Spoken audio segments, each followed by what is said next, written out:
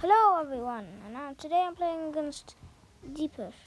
He's a guy who knows lots of good stuff, I guess. So if you know me, I'm a e4 player. I just do that. The king pawn goes up to e4 because that's just what I do, and I think that's a good move. I don't know. With later plans to knight to f3, knight to c3, and then bishop to c4 and stuff like that. My opponent also is like that. The king pawn goes up. Person knight to f3 like played before. He does knight to c6, which is basically knight to c3 on the blackboard.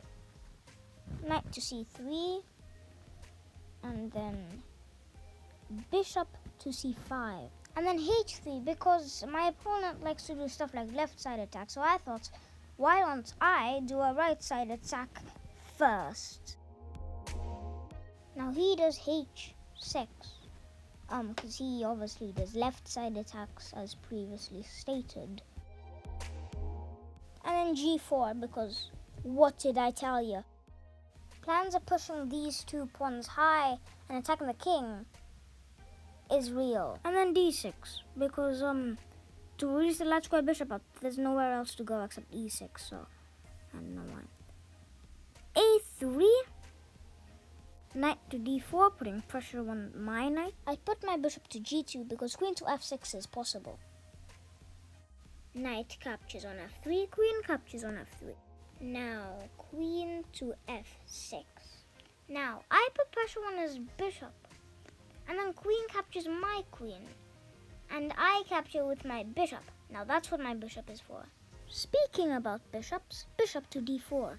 Now, this is like a pin for my knight, because if I move it, my rook is just standing there, waiting to get eaten.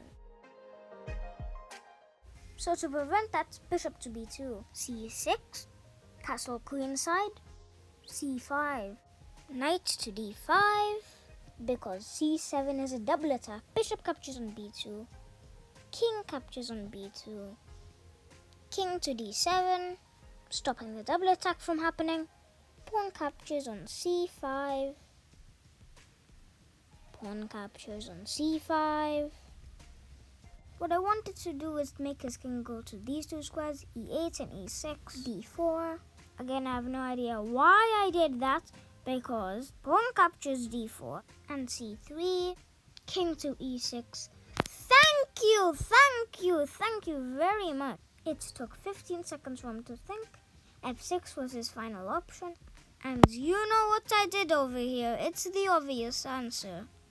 Knight captures a8. This was the turning point of the game. Pawn captures c3, king captures c3, knight to e7, knight to c7, bishop to e6, and I would obviously capture the bishop on e6 because we need to simplify. I'm winning, so if you simplify, it makes it easier for you to win, I guess.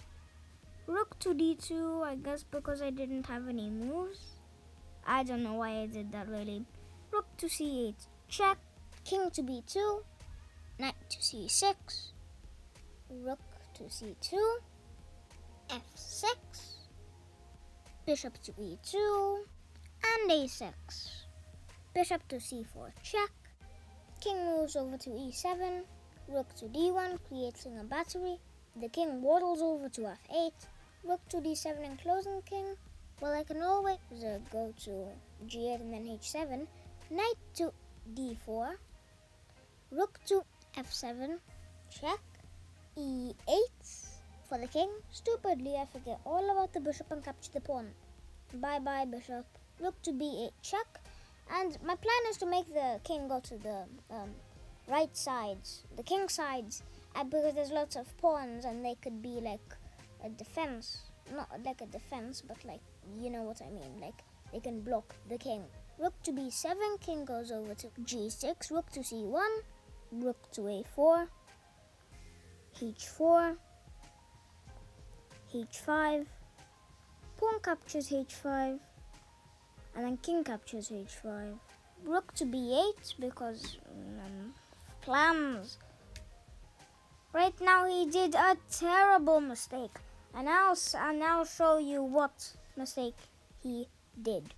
He should have moved knight to f3 because rook to g1 is basically the finishing touch. Basically, that's the best move in the position right now. But he doesn't. He captures the pawn on h4 and rook to g1, and you know how this plays out. Alright, so I give checkmate with 16 seconds on the clock for Dipesh and 3 minutes and 18 seconds for me.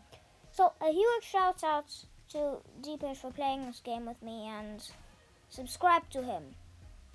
You have to. And bye-bye. Oh, and subscribe to me. You have to. Come on.